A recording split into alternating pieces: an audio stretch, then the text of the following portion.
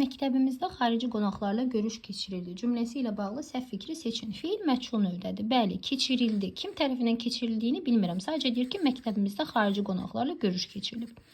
2 düzəltmə söz işlənmişdir deyir. Xarici görüş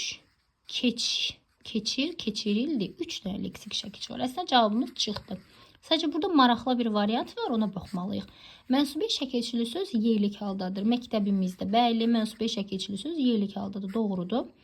Feili xəbər şəklində keçmiş zamandadır. Bəli, d zaman şəkilçisidir və keçmiş zamandadır, feili xəbər.